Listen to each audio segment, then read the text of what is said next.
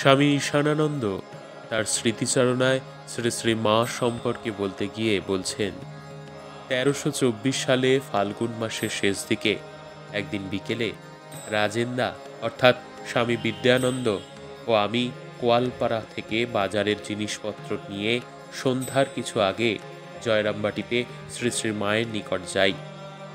মায়ের নির্দেশ মতো জিনিসগুলো রেখে সন্ধ্যার পর যখন গোয়ালপাড়া রওনা হবার উদ্যোগ করছি, তখন তাহাকে প্রণাম করতে গিয়ে দেখি মা বারান্দায় পা মেলে বসে আছেন।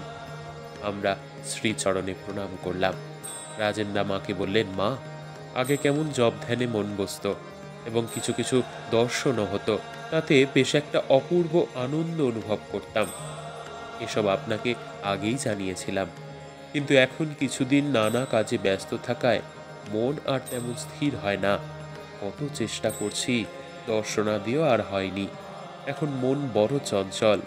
শ্রী শ্রী মা সব শুনে বললেন, বাবা, প্রথমে একটু আস্বাদ না পেলে কি অবলম্বন করে সারা জীবন কাটাবে? তাই ঠাকুর একটু মৌতার দিয়ে তার কাজগুলো সমাধা করিয়ে নিচ্ছেন।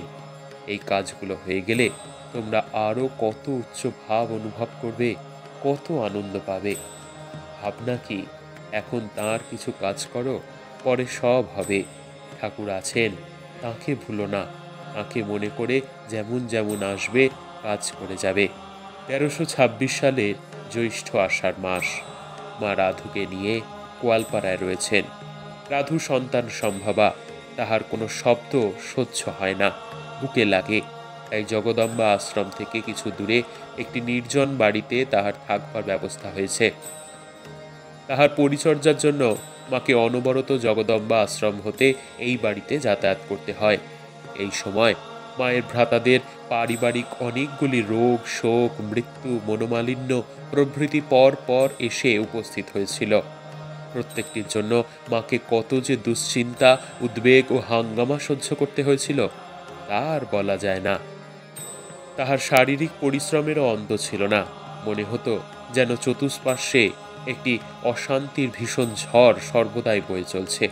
কিন্তু ইহারই মধ্যে মায়ের অটল ধৈর্য, সহিষ্ণুতা ও সর্বোপরি প্রশান্ত ব্যক্তিত্বের প্রভাব মর্মে মর্মে অনুভব করা যেত।